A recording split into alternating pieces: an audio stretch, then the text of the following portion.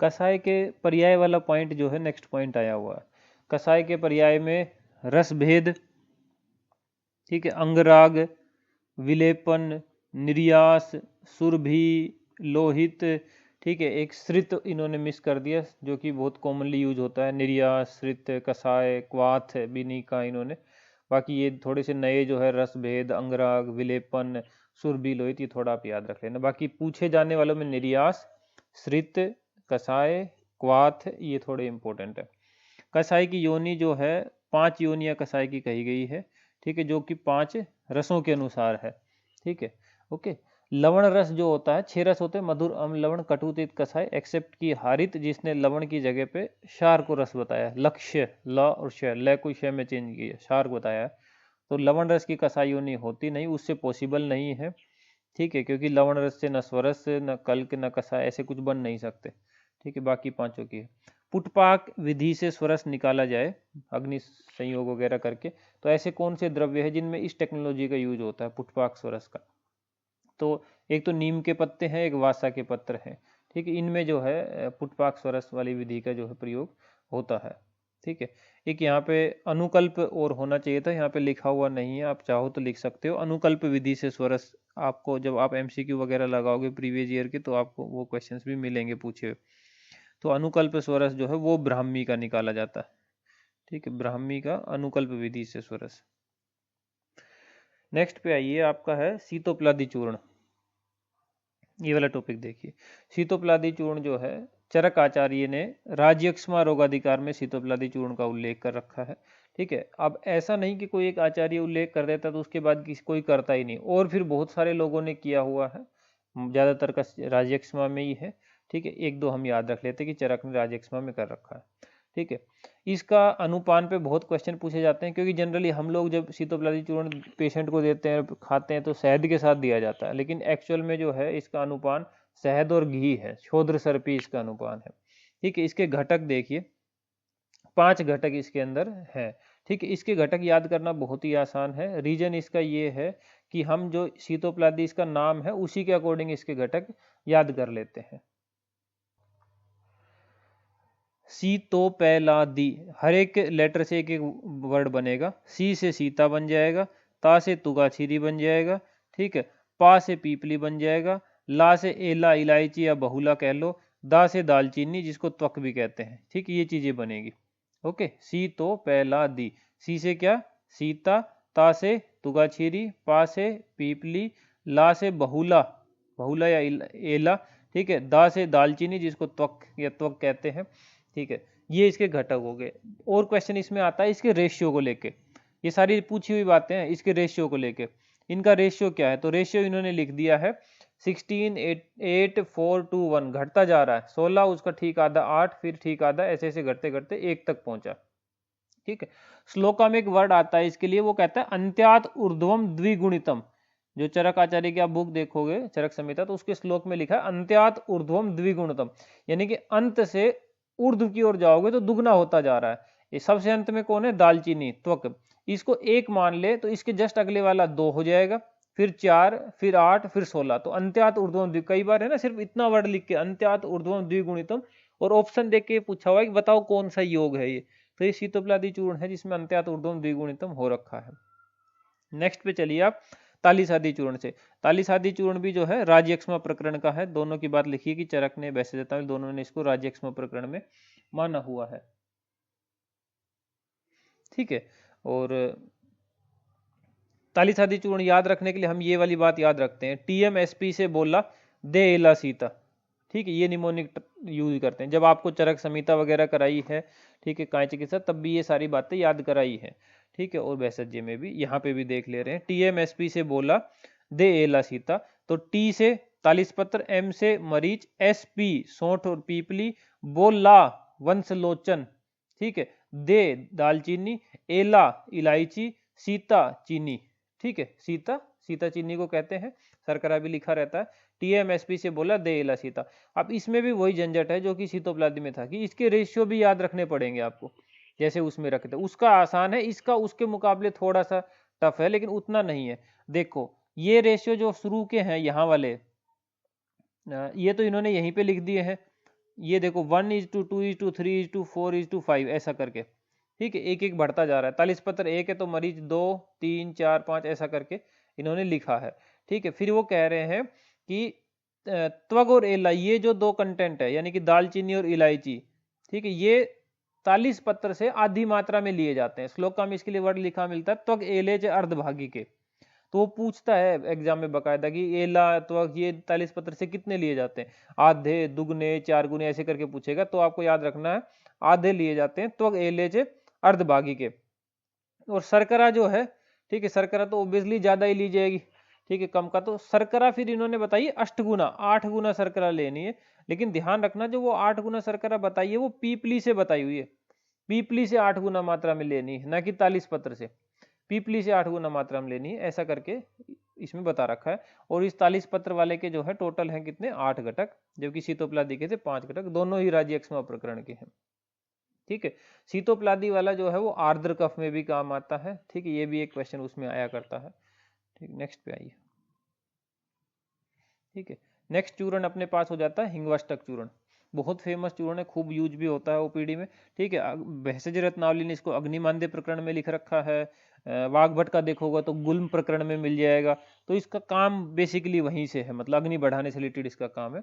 इसके कंटेंट याद करने के लिए हम ये वाला निमोनिक ट्राई करेंगे, जस्ट हिंगू, जो कि आपको दूसरी जगहों पे पहले भी कराया हुआ है, JAST, ठीक है। जे से जीरा, लेकिन दोनों जीरा, सफेद जीरा काला जीरा, श्वेत और स्याह दोनों जीरा। जस्ट में जो ए आया उससे अजमोदा, ठीक, एस आया उससे सैंधव, टी आया उससे त्रिकटु। त्रिकटु होते हैं सोठ मरीच और पीपली, ठीक है। हिंगू से हिंगू हो जाएगी, ठीक है, घृत भर्जित हिंगू, ठीक है। ये इसके कंटेंट हो गए। अब इसके कंटेंट में आप देखना त्रिकटु अजमोदा सैंधव ये जितने भी सब हैं ये 8 भाग लेंगे, 8-8 भाग लेंगे। और हींग जो लेंगे वो 1/8 भाग लेते हैं, ठीक है, हींग उनकी 1/8 लेते हैं। फॉर एग्जाम्पल अगर ये सब 800 800 800 800 800 ग्राम है तो हींग अकेली 100 ग्राम की होगी, ऐसे इसके बनेंगे, ठीक है। तो 1/8 लेते हैं, ठीक है। हिंगवष्टक चूर्ण इसका हो जाता है। इसके बारे में बाकी ये क्वेश्चन होता है, बहुत कॉमन से क्वेश्चन है। देखो यूं तो कोई अंत नहीं है योग का, लेकिन जो कॉमन अपने सिलेबस वगैरह में है जो पूछे वो हम लोग, ठीक है, आपको बैसजे में भी कराए हैं, और बाकी यहाँ पे जो इतने आए इतने तो कर ही ले रहे हैं। और जो कॉमन इनके बारे में क्वेश्चन पूछे जाते हैं वो आपको बताते जा रहे हैं, बाकी MCQ लगवाएंगे आपके तो वहाँ पे भी चीज़ें होंगी। बहुत कॉमन इसके बारे में क्वेश्चन होता है कि हिंगवष्टक चूर्ण का वो साथ में कैसे लिया जाता है, तो इसमें होता है प्रथम ग्रास से, ठीक है, प्रथम ग्रास से घृत के साथ लिया जाता है, ठीक है, प्रथम ग्रास घृत के साथ, ठीक, ऐसे ही लिया जाता है, ये बिल्कुल सेम हूबहू ऐसे ही पेशेंट को दिया भी जाता है। बहुत ही कमाल का चूर्ण है। नेक्स्ट में देखो लवण भास्कर चूर्ण, ठीक है, ये भी बहुत फेमस है, आपने खूब सुना ही होगा नाम इसका भी। लवण भास्कर चूर्ण में, ठीक है, भास्कर ने बनाया था, ये भास्कर विनिर्मित है इसलिए नाम में भास्कर आ रखा है। बाकी इसके अंदर लवण है और वो भी 4 लवण है। जब हमने आपको लवण का फॉर्मूला याद कराया कि भैया लवण द्वय त्रय चतुर पंच करनी हो तो क्या फॉर्मूला लगता है, तो ये सारंगधर वाला ये निमोनिक याद कराया हुआ आपको, ठीक है। 620 साग 9 में नमक डाल, यहाँ पे जो लिखा हुआ है 620 साग 9 में नमक डाल, इसको डिकोड करते जाओ तो लवण द्वय त्रय पंच ऐसे बनते चले जाएंगे। 6 से सैंधव, 100 से सोवर्चल, विड, समुद्र, गड, नवक, ठीक है, ऐसे करके। तो अब शुरू के 4 ले लो आप, सैंधव, सोवर्चल, विड और समुद्र, ये शुरू के 4 है, यही चारों लवण लवण भास के अंदर पाए जा रहे हैं। तो पूछता है कौन से लवण है, कितने लवण है, तो ये है। फिर आ जाओ पुनर्नवा अष्टकवात पे। पुनर्नव अष्टकवात जो है उसका है उदर रोग, ठीक है। और वैसे ये आपको पता ही है कि पुनर्नवा है तो सोथ वोथ में भी यूज होता है, लेकिन मेन रोगाधिकार जो है इसका उदर रोग है। टोटल कंटेंट इसके अंदर 8 होते हैं, इसलिए पुनर्नव अष्टक इसका नाम आया हुआ है। फिर नेक्स्ट पे आ जाओ महाराशनादिक्वात, ठीक है। महाराशनादिक्वात जो है आमवात में दिया जाता है, ठीक है। और इसका बाकी ये है कि ब्रह्मा के द्वारा बनाया हुआ है, और ये गर्भ धारण में भी इसका काफी अच्छा रोल रहता है। वेशवार बहुत कॉमनली पूछे जाने वाला क्वेश्चन है कि वेशवार आखिर होता क्या है, तो आपको सीधा सीधा बताया था याद रखने को कि जो मांस है हड्डी, बिना हड्डी वाला मांस लेकर उसको मिर्च मसाले से सही से तैयार कर लिया जाता है तो उसको वेशवार कहते हैं। तो यही इसका श्लोका लिखा हुआ है यहाँ पे, ठीक है, कि मांसम निरस्थि, बिना अस्थि वाला मांस होना चाहिए, सुस्विन्नम, ठीक है, थोड़ा स्वेदित सा करके, और पत्थर पे उसको दृश आदि पे अच्छी तरह पीस लेंगे उसको, और उसमें फिर मिला देंगे हम पीपली, सुंठी, मरीच, ठीक है, तो सोंठ मरीच पीपली यानी कि क्या डल गया, त्रिकटु, अपने मसाले डल गए। गुड़ सर्पी समन्वितम, और गुड़ और सर्पी, ठीक है, शहद और ये सॉरी गुड़ और घी ये और मिला देंगे तो बन गया। मैं मसाले डाल दिए मांस में बस बिना हड्डी वाले में, तो वेसवार बन गया। वेसवार आखिर करता क्या, यूं तो कई इसके वो हैं जो इंपॉर्टेंट है, वो ये है आप याद रखना, गुरु है, स्निग्ध है, बल्य है, वात रुजापहा है ये, ठीक है। अब मांस है तो ऑब्वियसली भैया गुरु, स्निग्ध, बल्य, वात का समन करने वाला, तो कॉमन सी लॉजिकल सी कंडीशन है, ऐसी कोई वो तो है नहीं बड़ी चीज। फिर आप आ जाओ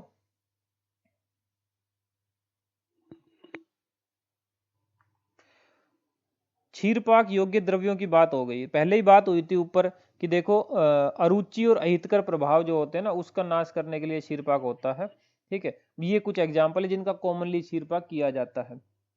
अर्जुन क्षीरपाक, रसोन क्षीरपाक, सुंठी क्षीरपाक, पीपली क्षीरपाक, चंदन क्षीरपाक, अश्वगंधा क्षीरपाक तो आपने खूब सुना होगा। अश्वगंधा और अर्जुन क्षीरपाक ये बहुत फेमस है, और मूसली का भी, ठीक है। शतावरी क्षीरपाक, गोक्षुर क्षीरपाक, ये कुछ एक कॉमन द्रव्य है, ठीक है। फिर हम आ गए मंथ पे, बहुत कॉमन, देखो यहाँ पे ये कब से ये क्वेश्चन लिखा हुआ, लेकिन उसके बाद भी यही क्वेश्चन बार बार घूम के आते रहते हैं, फिर भी बच्चे गलत करके आते हैं, ठीक है। तो आपको जब एसएचजे पढ़ाई है, आपके अपने नोट्स में भी बहुत अच्छे से स्ट्रेस करके ये चीजें बताई है, यहाँ पे जो जो आती जा रही है यहाँ पे भी बताते जा रहे हैं, ठीक है। मंथ की बात है यहाँ पे, ठीक है। मंथ आपको पता है कि 5 जो कल्पनाएं है वो मौलिक कल्पनाएं है, बेसिक, स्वरस, कल्क, कसाय, हिम और फांट, ये 5 मौलिक कल्पनाएं हो गई। बाकी इनसे डिराइव्ड या संपन्न कल्पनाएं हैं। तो ये क्वेश्चन उठता रहता है कि जो डिराइव्ड और संपन्न कल्पनाएं हैं उनको मौलिक में कौन सी वाली किस में फिट होगी। तो मंथ की जब बात आती है तो मंथ को कॉमनली जो है हिम कल्पना में रखा जाता है, हिम कल्पना में कॉमनली, ठीक है। अच्छा, ठीक है, सुश्रुत वगैरह ने सबने यही बताया, तो हम याद रखने के लिए महिमा वर्ड याद रखते हैं, ठीक है, कि महिमा, ठीक है। महिमा में क्या रखोगे, मंथ, मैं से मंथ हो गया और हिम से हिम हो गया, ठीक है। मंथ कॉमनली हिम में होता है, लेकिन सारंगधर ने क्या कहा है कि मंथो अपनी फांट भेदे सयात, ऐसा बोल के सारंगधर ने मंथ को फांट के अंतर्गत रख दिया, ठीक है। तो सारंगधर ने क्या किया, सारंगधर ने जो है जितनी भी महिमा बनी थी सबकी सब साफ कर दी, तो सारंगधर ने उसको फांट में रख दिया है, ठीक है। मंथो अपनी फांट भेदे सयात, ये सारंगधर की कोट है, बस इतना से याद रखना था। फिर आ जाओ शरबत में मिलाने के लिए प्रिजर्वेटिव कौन, शरबत हो चाहे तो काढ़ा बनाओ, जैसे मान लो पहले जमाने में तो ये होता था भाई अपना तुरंत बनाया काढ़ा, तभी की तभी यूज करो अपना।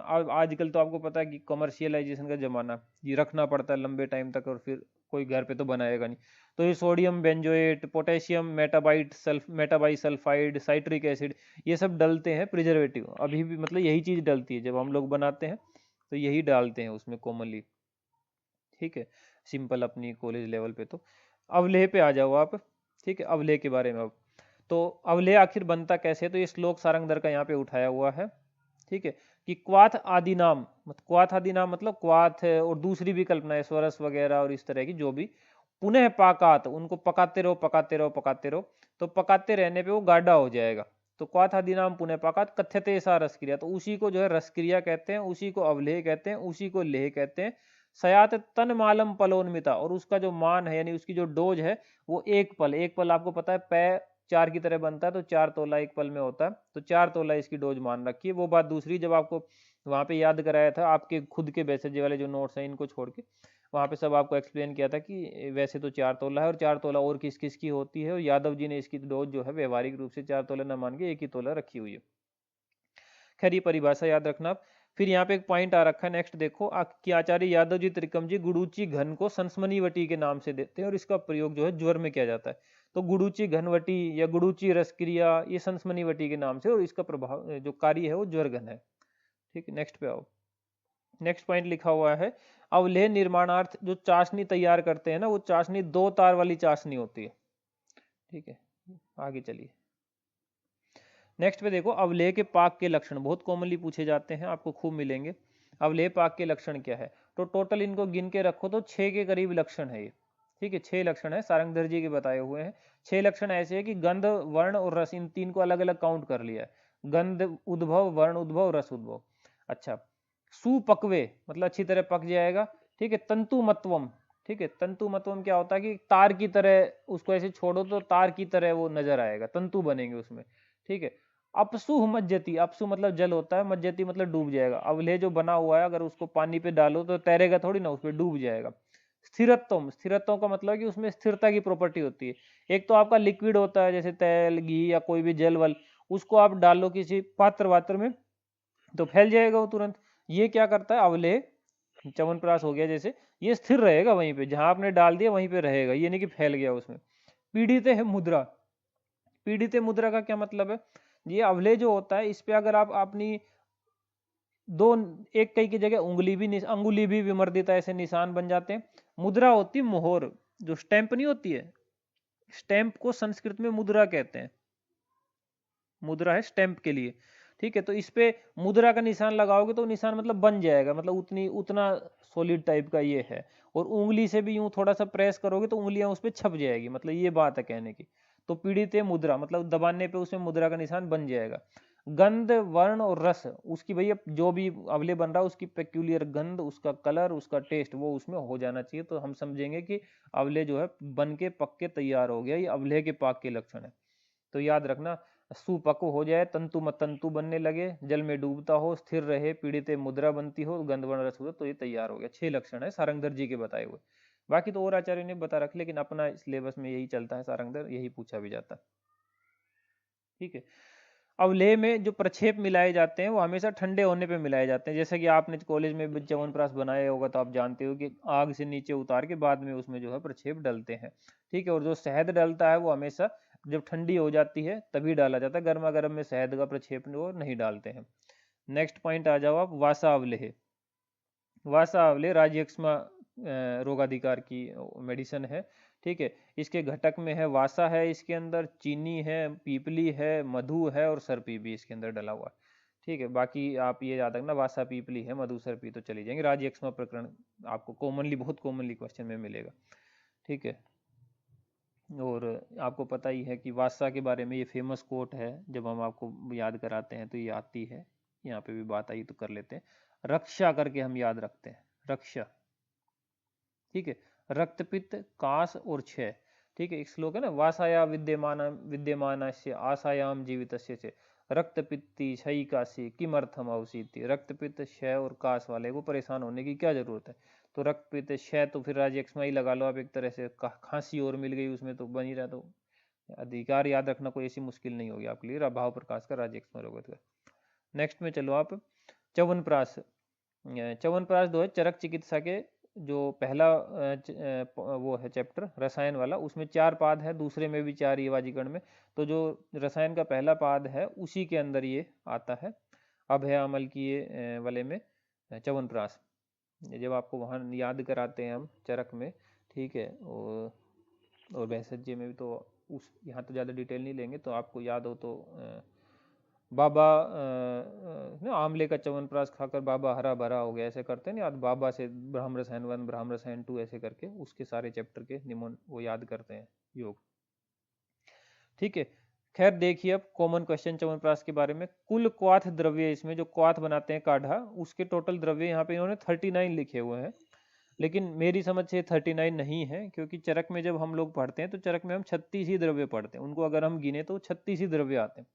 तो इन्होंने पता नहीं क्यों 39 यहाँ लिखा है, तो मेरे हिसाब से 36 होना चाहिए। आप चाहो तो फिर चरक में खुद जाके गिन सकते हो।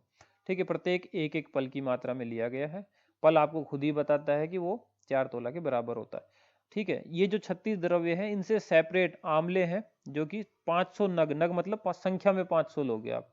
ठीक है, जल लोगे 1 द्रोण, और चतुर्थ अवशेष होने तक उसका पाक करोगे। तिल तेल 6 पल डलेगा, गोघृत और शहद भी 6 पल डलेंगे, चीनी आधा तुला डलेगी। ठीक है, प्रक्षेप द्रव्य गिन लो फिर अब इसके। वंशलोचन डलेगा, पीपली डलेगी, चतुर्जात डलेगा। चतुर्जात में 4 कंटेंट है। ठीक है, पीछे याद ही कराया था आपको, DAT डाट ये त्रिजात होगी, प्लस में नाग केसर। ठीक है, दालचीनी ए से एला, टी से तेजपत्र, दालचीनी एला तेजपत्र, ये हुआ त्रिजात, प्लस में नाग केसर बना चतुर्जात। ठीक है, ये एक एक पल है। वंशलोचन 4 पल, पीपली 2 पल थी, याद रखना। अच्छा, सारंगधर ने क्या किया है, इस च्यवनप्राश में अष्टवर्ग के द्रव्य भी होते हैं, तो सारंगधर ने अष्टवर्ग के केवल 7 द्रव्यों का ही समावेश किया है, बाकियों का नहीं किया है। और तिल जो है उसको पाठ से निकालकर केवल घृत में जो है भर्जन भूनने का उपदेश किया है। ये कर लिया। अब जो अष्टवर्ग है, ठीक है, इस पे इतने से बात नहीं बनती। जैसे आपको वहाँ चरक में भी समझाया है कि अंदर फर्दर क्वेश्चन इस पे पूछे जा चुके हैं ऑलरेडी, तो इतने से बात बनेगी नहीं इतना पढ़ने से। आप यहाँ देखो नीचे हमने आपके लिए यहाँ सुविधा के लिए यहाँ भी इसको लिख दिया है कि अष्टवर्ग जो है वो ये है अष्टवर्ग में जीवक, ऋषभक, मेदा, महामेदा, काकोली, क्षीर काकोली, रिद्धि, वृद्धि, ये 8 द्रव्य जो है अष्टवर्ग होते हैं। ठीक है। अब जो सारंगधर के च्यवनप्राश की यहाँ पे बात हो रही है, सारंगधर के च्यवनप्राश में 8 में से केवल एक नहीं है, वृद्धि। ठीक है, 7 है। चरक का जो च्यवनप्राश की बात होती है उसमें जीवक है, ऋषभक है, मेदा है लेकिन महामेदा नहीं है, काकोली है लेकिन क्षीर काकोली नहीं है, रिद्धि है लेकिन वृद्धि नहीं है, तो टोटल 5 ही आते हैं। ठीक है। अब बात आती है भैया एग्जाम में पूछा जाता है तो याद भी रहना चाहिए। याद रहने के लिए आप याद रखना कि चरक का जो च्यवनप्राश होता है, ठीक है, चरक का च्यवनप्राश, उससे जो है खाने से महाक्षीर की वृद्धि नहीं होती। ठीक है, महाक्षीर की वृद्धि नहीं होती, तो वृद्धि नहीं है, क्षीर काकोली नहीं है, महामेदा नहीं है। ठीक है। और चरक का च्यवन, सारंगधर का च्यवनप्राश खाने से वृद्धि भी नहीं होती, उसमें तो महाक्षीर की वृद्धि नहीं हो रही थी, सारंगधर वाले से वृद्धि ही नहीं हो रही, तो केवल वृद्धि वृद्धि नहीं है इसमें। ठीक है। कहने को तो अष्टवर्ग आपको पता ही अपने आप में एक संदिग्ध चीज है सब। ठीक है, कुछ भी इनका मिलता विलता तो अब है नहीं। और इतना ज़्यादा इस पे कन्फ्यूजन है अष्टवर्ग पे कि जीवक ऋषभक ही जो है वो ही यूनिफॉर्मली सब लोग एक जैसा मानते हैं। बाकी तो हो सकता है कि नॉर्थ वाले जिसको मैदा कह रहे हो, साउथ वाले उसको मैदा कह ही ना रहे हो, वो कुछ और ही चीज़ को समझ रहे हो। ठीक है। और अब इनके प्रतिनिधि द्रव्य यूज होते हैं, ये क्वेश्चन भी आता है। अब मैं चाहो तो मैं आपको यहाँ बता देता हूँ, बाकी वहाँ तो हमने डिटेल से बताया ही आपको। यहाँ भी अगर आप देखना चाहो तो जीवक और ऋषभक, ठीक है, जे आर जीवक ऋषभक डी। ठीक है। डी किसका, विदारी वाला डा, विदारी कंद, तो इसका विदारी कंद होता है। ठीक है। मेदा महामेदा का वजन कुछ ज्यादा बढ़ जाएगा तो 100 किलो वजन हो जाता है, तो सतावरी। ठीक है। काकोली क्षीर काकोली दोनों का अश्वगंधा। ठीक है। और रिद्धि वृद्धि, ठीक है, इनका होता है वाराही कंद। ठीक है, एक का विदारी कंद एक का वाराही कंद। सतावरी अश्वगंध दो दो के जोड़ों के 4 प्रतिनिधि बनते हैं ये, जो अब यूज होते हैं, क्योंकि ये तो मिलते नहीं अष्टवर्ग। अच्छा, एक दो क्वेश्चन इसमें से और आते हैं जो मैंने यहाँ लिख दिए हैं ताकि आपको परेशानी ना हो। ठीक है। यहाँ पे गतरस करके ये बात लिखी हुई, इसमें एक टर्म आती है जब चरक एक्सप्लेन करते हैं कि गतरस होने तक उसको पकाना चाहिए। मतलब एक है, तो गतरस का मीनिंग क्या है? गतरस का मतलब होता है कि जो एक ओरिजिनल रो टेस्ट था ना उसका, क्योंकि हमने कच्ची चीज डाली तो वो चला जाए। ठीक है। और मान के अनुसार उसको माना गया है कि भैया 1/4 शेष करना चाहिए। ऐसा नहीं कि गतरस का मतलब 1/4 है, गतरस का उस सेंटेंस में मतलब है कि इतना पकाओ 1/4 शेष हो जाने तक उसको पकाओ। वैसे उसका मतलब होता है कि वो टेस्ट जो पहले आ रहा था रो फॉर्म में वो टेस्ट चला गया हो। ठीक है। अब आप आ जाओ नेक्स्ट पे, व्याघ्री हरित की वाले पॉइंट पे आ जाओ अब। ठीक है। व्याघ्री हरित की जो है काश काश रोगाधिकार की है, बैसेज रत्नावली काश रोगाधिकार में दे रखी, बाकी उन्हें भी काश में ही दे रखी है जिस जिसने भी दी है ये। ठीक है। 100 हरड़ है, इसके अंदर 100 हरड़ डलती है व्याघ्री हरितकी के अंदर। ठीक है। व्याघ्री जो है वो कंटकारी का ही पर्याय होता है, तो इसमें कंटकारी का पंचांग डला रहता है 1 तुला मात्रा में। ठीक है। और इसको भृगु ऋषि ने बनाया था। ठीक है। ओरिजिनली इसको भृगु ऋषि ने बताया था। ठीक है। अच्छा, एक पॉइंट यहाँ पे मेरे से मिस हो गया, ऊपर कुष्मांड अवले, ये भी पूछा जाता है अवलेगी में, रक्त पित्त में दिया जाता है, तो ये भी थोड़ा याद रख लेना। ठीक, नेक्स्ट पे आ जाओ। नेक्स्ट पे आप ध्यान रखना, एक पॉइंट आया घन सत्व करके। ठीक है। घन सत्व, घन सत्व क्या होता है? ये एक्चुअल में उन औषधियों को निकालते हैं जिनमें स्टार्च की मात्रा जो है अपेक्षाकृत अधिक होती है। ठीक है। जैसे गुड़ूची का निकालते हैं, गुड़ूची घन सत्व, गुड़ूची घन सत्व का कलर कैसा होता है? तो थोड़ा धूसर धूसर सा मैदे के सदृश जो है इसका कलर हुआ करता है गुड़ूची का। ठीक है। नेक्स्ट पे आ जाइए आप, अर्क कल्पना वाले पॉइंट पे पहुंचते हैं। तो अर्क कल्पना किन की बनाते हैं? तो अर्क कल्पना आपको पता ही है, वैसे द्रव्य जो कटु और सुगंधित वीर्य वाले होते हैं, उड़नशील तैल वाले होते हैं, उनका जो है अर्क बनाया जाता है। कॉमनली उदाहरण में जैसे गुलाबी पूछेगा आपसे, बताओ निम्न में से किसका अर्क बनाते हैं? तो गुलाब, केतकी, सौंफ, खस, चंदन, पुदीना, अनंतमूल, पुनर्नवा आदि जो है इनका कॉमनली बनाया जाता है। अर्क निकालने के लिए सामान्यतः भभुका या डेव भभुका यंत्र जो है उसका प्रयोग किया जाता है। अर्क कल्पना का सर्वप्रथम वर्णन करने का श्रेय जो है सोढल को जाता है। ठीक है, सोढल को दिया जाएगा, सोढल 12वीं शताब्दी का है, उसको जाता है। ठीक है, नेक्स्ट पे चलो आप। गुटिका जो टैबलेट है उसके क्या क्या पर्याय है, तो मोदक, चक्रिका, पिंडी, गुड़, वर्ती, वटिका, ये सब उसके पर्याय है। ठीक है, गुगलू वाली जो टैबलेट होती हैं, इन सब टैबलेट्स को पीस के फिर खाया जाता है। जैसे कभी भी आपको गुगलू, तो डॉक्टर आपको बताएगा कि इसको पीस के लेना। ठीक है, रीजन ये होता है कि अगर आप उसको बिना पीसे खा जाओ तो वो वैसी की वैसी निकल जाती है, उस पर एक्शन नहीं हो पाता। ठीक है, क्योंकि ऐसा नहीं कि आजकल नहीं होता, मतलब पहले क्या, अब तो फिर भी ठीक बना देते हैं, पहले कुछ ऐसी वो इतना टाइट टूट कर देते हैं। आपको पता ना, बड़ी साइंटिफिकली टैबलेट बनती है, आप उसको अगर एक उससे ज़्यादा अगर आप उसको टाइट कर देंगे, ठीक है, तो वो घुलती ही नहीं है फिर अंदर जाके, मतलब उसका हो ही नहीं पाता, ऐसी कैसी निकल जाती, तो पीस के ली जाती है। ठीक है, जैसे चंद्रप्रभावटी में गुगलू डला है, योगराज गुगलू में गुगलू डला है, तो इनको पीस के लो। नेक्स्ट पे आ जाओ, एलादी गुटिका पे आ जाओ। ठीक है, एलादी गुटिका जो है चरक आचार्य ने छत्छिण वाले चैप्टर में बताई है। जब आप देखते हो छत्छिण वाला तो वहाँ आपको मिलता है कि हाँ भाई छत्छिण वाले में बता रखी है। ठीक है, और भैषज रत्नावली ने इसको रक्तपित्त में बता रखा है। इसमें जो टैबलेट होती है वो टैबलेट एक तोला की एक टैबलेट बनाई जाती है अक्षमात्र की, और वो दी जाती है। तो रोगाधिकार आप याद रखना।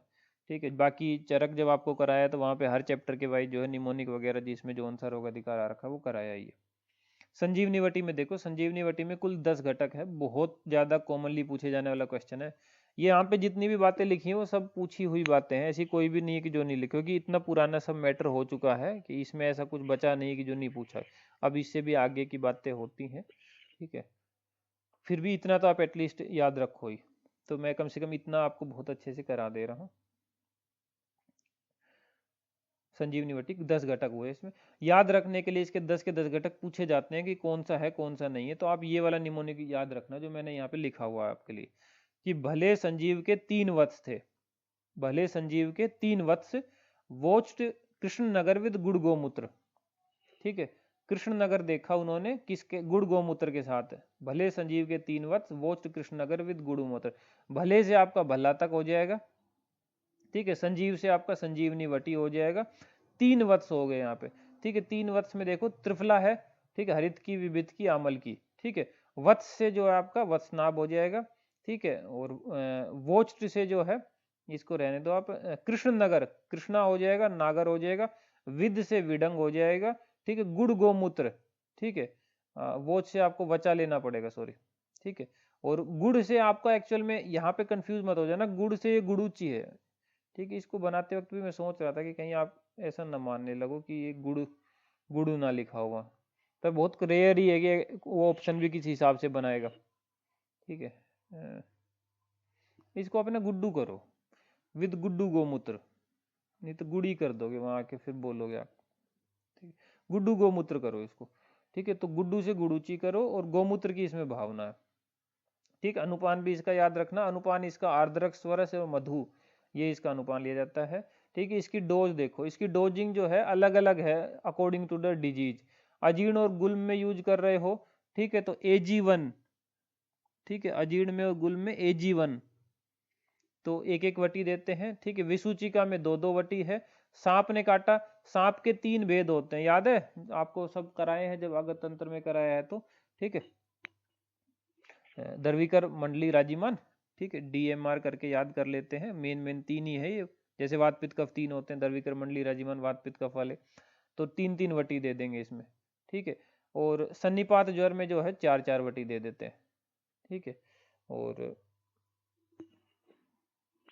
ठीक है, ये जो है भैया आपको थोड़े मेहनत लगानी पड़ेगी, इनमें याद करना है कि एक एक वटी 2 से 3 बार, विसूची का 4, ऐसे करके पहले कोशिश करना कि आप इतना याद करो कि कितनी कितनी वटियां दे रहे हैं, फिर आप उन वो वाला याद करना, नहीं तो साथ साथ करने बैठोगे ना ये बचेगा ना वो बचेगा।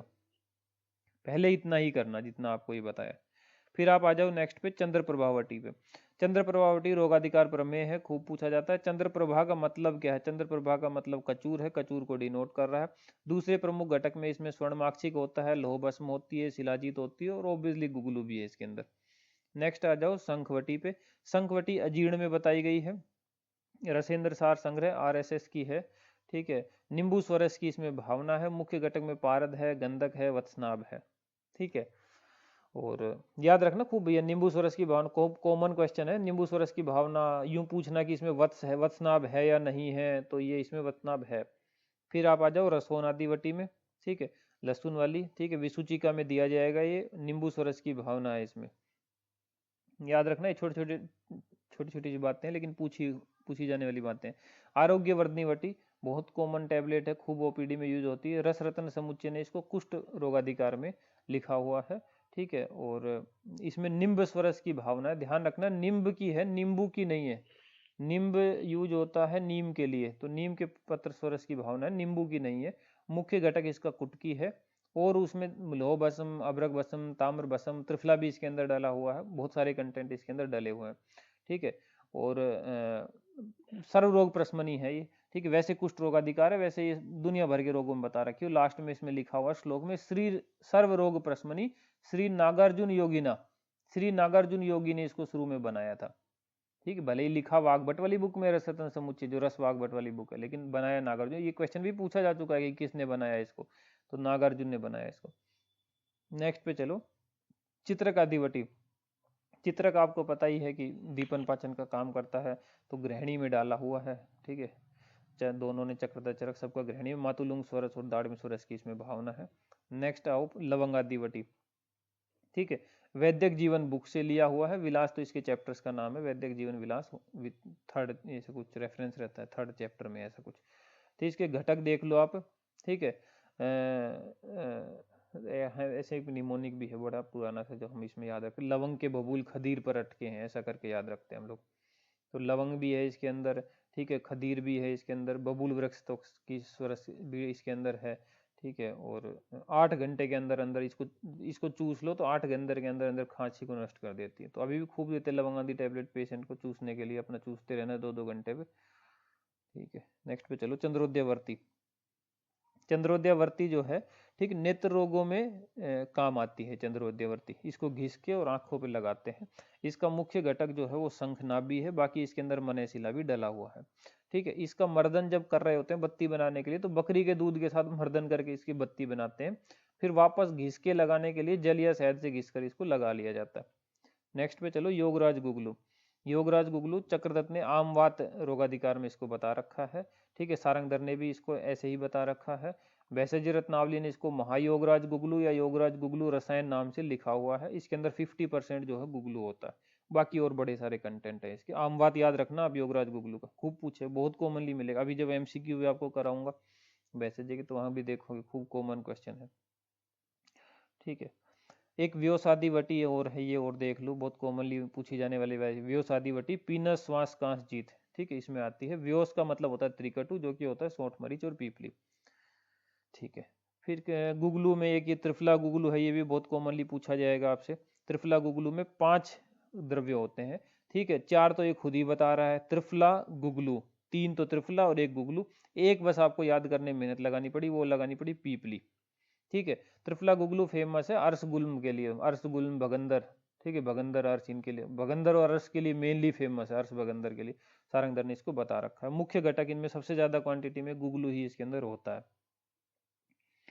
नेक्स्ट पे आओ, एक ये ऊपर फलवर्ती है, ठीक है, नीचे कुछ वर्तियां आएंगी, तो फलवर्ती वहाँ जगह नहीं थी, मैंने यहाँ लिख दिया फलवर्ती। भैषज रत्नावली ने उदावर्त में बताई है, बाकी चरक में भी आई है, उदावर्त में ही काम आती है। उदावर्त में कैसे काम आती है, फल मतलब मदन फल है, मदन फल आदि कंटेंट से बनाई जाती है। ये सपोजिटरी होती बत्ती, तो इसको गुदा में लगा देते हैं, तो क्या होता है, पुरीस उससे तुरंत निकल आता है, पुरीस निकल आता है तो गैस वैस उदावर्त जो बना वो सब ठीक हो जाता है, तो उदावर्त में ही काम आती है।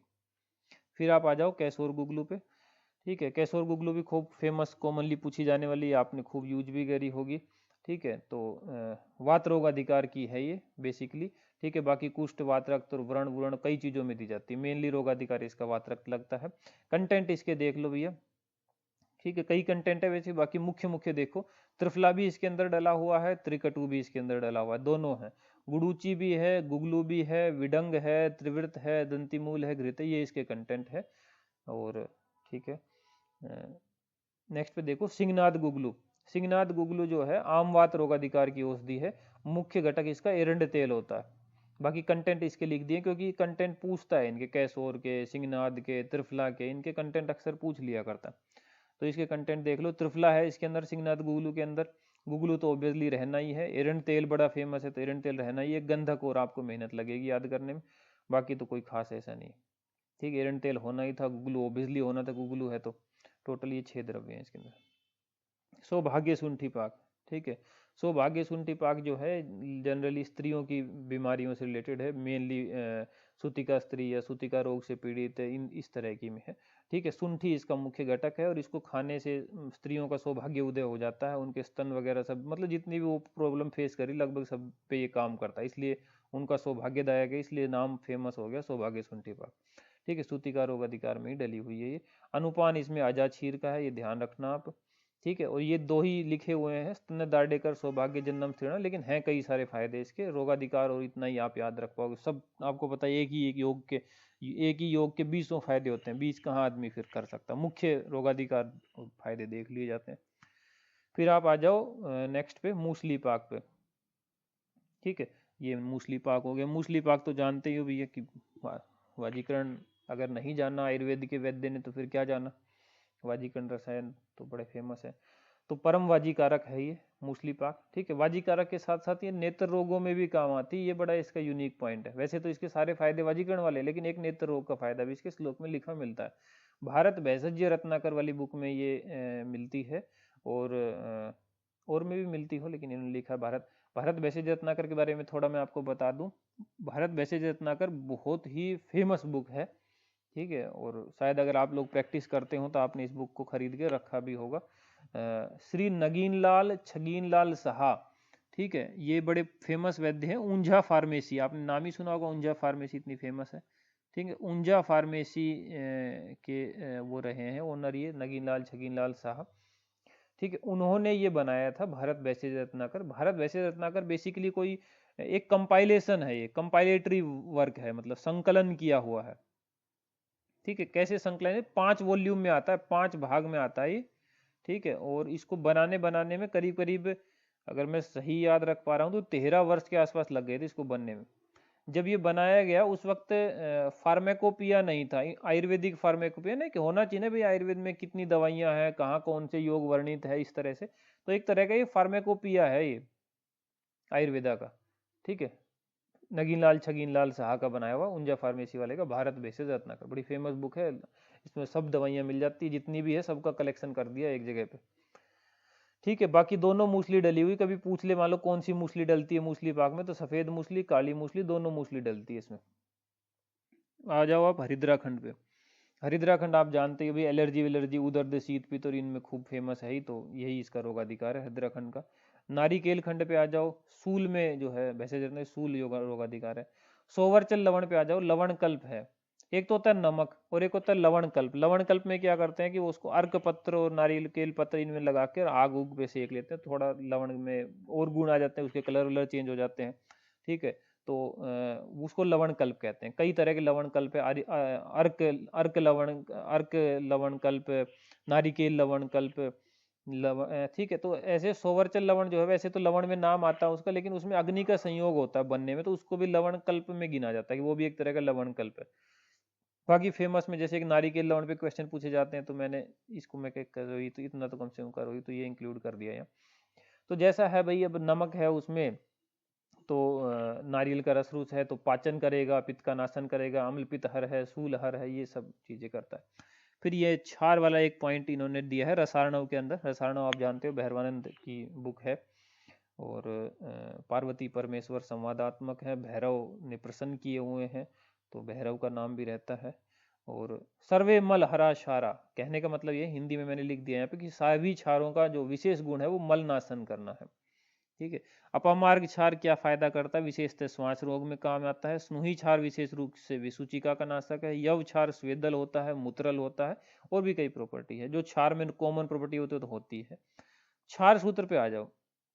ठीक है, इसमें जितनी इन्फॉर्मेशन इन्होंने दी है, इससे भी ज़्यादा इन्फॉर्मेशन इसमें होती है। मैंने भी कुछ बहुत कॉमन, इसके अलावा भी कुछ बहुत कॉमन कॉमन जो पूछी जाती है उनको ऐड करने की यहाँ कोशिश कर दी है।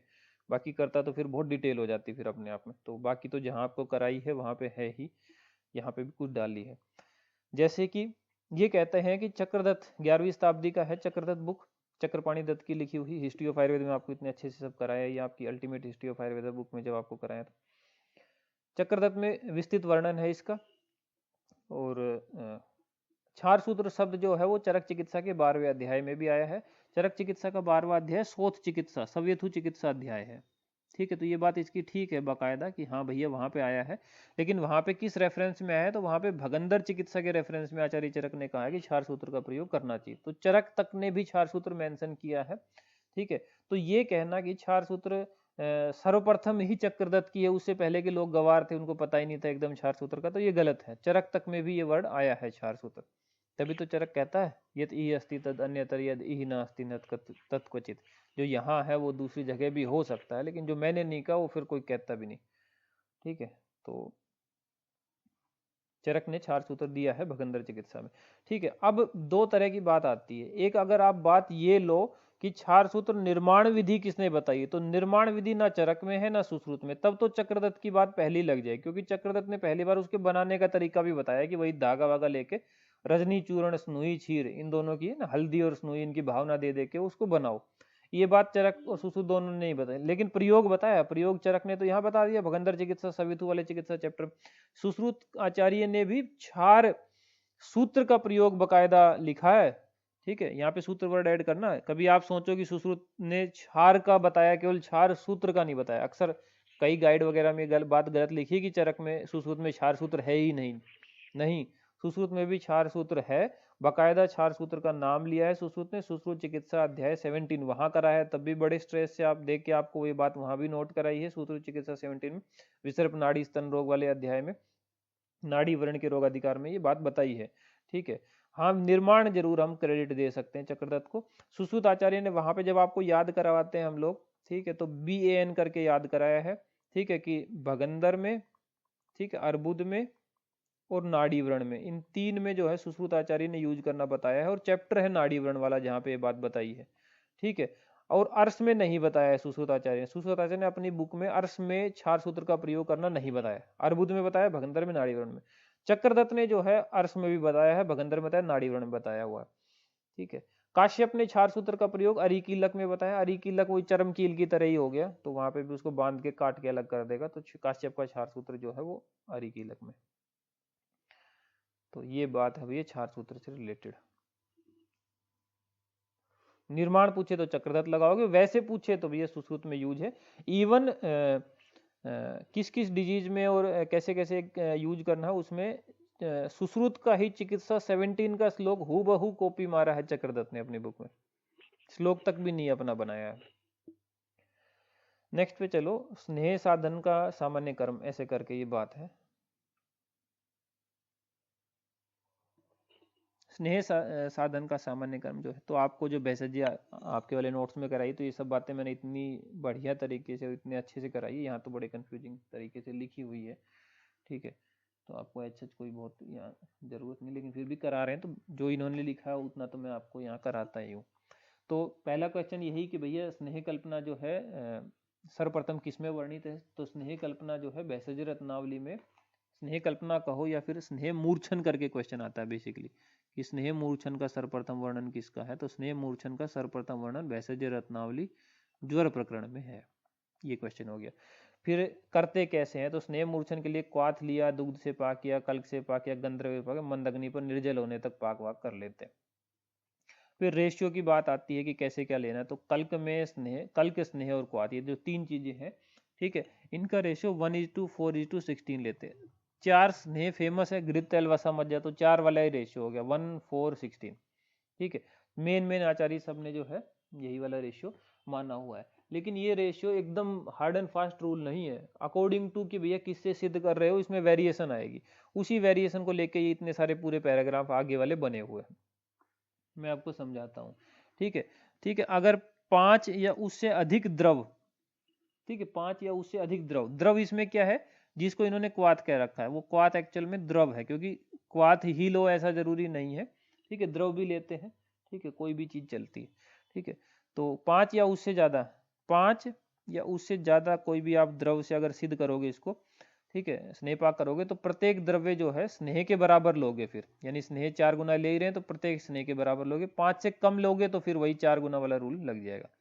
ठीक है, अब जब आपको हम वहाँ पे करा रहे थे आपके वाले नोट्स में, तो विद निमोनिक ये सब चीज़ें कराई, वहीं से कुछ ब्रीफ पॉइंट मैं यहाँ दे देता हूँ, जितना यहाँ लिखा उतना तो समझा ही देते हैं। तो आपको वहाँ पे याद कराया था झक्कास, अनिल कपूर बोलता है ना झक्कास, झक्कास स्नेह पाक, ऐसे याद कराया था। ठीक है, तो झक्कास में जा से जो है जल था, ठीक है, का से जो है क्वात था, ठीक है, जा से जल, का से क्वात, और जो बाकी स बच गया उससे आप कुछ भी ले लो, फिर जो जितने भी बचे हैं, जैसे कि स्वरस, जैसे कि पुष्प, स्वरस हो गया, पुष्प हो गया, दूध, दही, मांस रस, तक्र, कुछ भी ले लो जो आपका मन करे। ठीक है, उन सब में एक जैसा रेशियो चलता है, इसलिए सब से ले लो, बाकी जो है तो 1:4:16 का रेशियो है। ठीक है, जो इसमें 16 वाला पीछे वाला हिस्सा है वो हमेशा स्नेह का 4 गुना रहता है, तो और ये हमेशा 1 ही मान के चलते हैं हम। तो ये इस पे वेरिएशन चलती है बीच में स्नेह वाले पे, तो वो जल के केस में तो 4 ही रहता है। ठीक है, इसमें क्वाथ के केस में वो 6 हो जाता है, अगर हम क्वाथ से सिद्ध कर रहे हो स्नेह पाक के लिए तो वो 6 हो जाता है, और बाकी जो जितने बच गए इन सब के केस में वो 8 हो जाता है। ठीक है, तो रेशियो क्या बना, पहले केस में बन जाएगा जल के केस में 1:4:16, दूसरे केस में क्वाथ में बन जाएगा 1:6:2, 6 चौकी कितना होगा, 4 6 24, ठीक है 24, ठीक है, और 1:8:8 ठीक है, ये रेशियो बन के आएंगे वही कल के स्नेह के क्वाथ के। अब इसको आप समझने की कोशिश करो, मैं समझाता हूँ आपको। ये आगे जो बातें लिखी है कोई मुश्किल नहीं है, ये इसी 3 लाइनों पे ये क्वेश्चन निकलेंगे। जैसे कि केवल कल्क से, अगर कल्क से कर रहे हैं हम, ध्यान देना इसकी बात को, कि केवल कल्क से अगर हम ये कर रहे हैं, क्या कहते हैं इसको, स्नेह पाकार, तो स्नेह से 4 गुना जो है जल लेंगे। ठीक है, स्नेह से 4 गुना जल लेंगे। ठीक है, ओके ले लेते हैं। ठीक है, तो जहाँ तक मेरी नॉलेज है तो जो स्नेह है उससे कोई भी लिक्विड लिया जाएगा, अगर चाहे क्वा चाहे द्रव या कुछ भी, तो हमेशा 4 ही गुना लिया जाता। ठीक है, जैसे फॉर एग्जांपल 4 हुआ तो इधर 16 है तो भी 4 ही गुना, 6 हुआ तो 24 है तो भी 4 ही गुना, 8 हुआ तो 32 तो भी 4 ही गुना है। ठीक है, तो समझते चलते हैं फिर क्या क्या कहना चाह रहा है। केवल कल्क से स्नेह पाकार्थ, ठीक है, अगर हम कल्क लें, ठीक है, तो कल्क स्नेह से 1/4 प्रमाण में लेंगे। ठीक है, कल्क जो है वो स्नेह से 1/4 में लेंगे। ठीक है, कोई इश्यू नहीं है। ठीक है, केवल कल्क से करने की बात कह रहा है वो। ठीक है, तो 1:4:16 वाला रेशियो लगा रहा है। ठीक है, 1:4:16, तो ये अगर 4 जो है स्नेह था तो ये कल्क जो है 1 है, तो स्नेह का 1/4 है। ठीक है, स्नेह का क्या है, 1/4 है। ठीक है, तो ये भी सही है, कोई दिक्कत नहीं यहाँ तक अपने को। आगे चलते हैं, फिर कह रहा है कि पुष्प कल्क, यहाँ पुष्प की बात आई है। पुष्प कल्क से अगर स्नेह साधन करें, ठीक है, स्नेह साधन हेतु स्नेह का पुष्प कल्क कितना लोगे और जल कितना लोगे। ठीक है, तो हम अपना फॉर्मूला ढूंढते हैं। पुष्प कल्क वाले में ये लगता है लास्ट वाला 1:8:32 वाला रूल, तो 1:8:32 ये मैं लिख देता हूँ यहाँ पे, 1:8 और 32 ये मैंने लिख दिया। ठीक है, जो 32 है वो कोई भी द्रव, ये द्रव क्यों इस केस में तो हाँ कोई भी ले लो। ठीक है, और ये 8 जो है स्नेह हो जाएगा। ठीक है, और ये आपका जो है पुष्प कल्क हो जाएगा। ठीक है, पुष्प कल्क वगैरह हो जाएगा। ठीक है, अच्छा अब हम लेते हैं, अब वो पूछ रहे हैं स्नेह का पुष्पकल कितना हुआ, तो स्नेह 8 है इस केस में, पुष्पकल कितना हुआ तो 1/8 हो जाएगा, तो निकल गया आंसर। ठीक है, आपको इसकी लैंग्वेज में याद करने की जरूरत नहीं, आप 1:8:32 याद रखो। तो स्नेह से पुष्पकल कितना है, 1/8 है। फिर वो कहता है जल कितना लोगे, तो जल यानी कि ये द्रव वाला।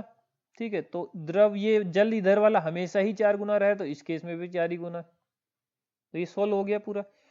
अब यहाँ पे आ जाओ, कल्क की मात्रा करके बात हो रखी है कि जल से स्नेह साधन में, ठीक है, जल से स्नेह साधन अगर कर रहे हो तो कल्क 1/4 ले, तो ये बात पहले भी हो चुकी है, कल्क जो है 1/4 ही था।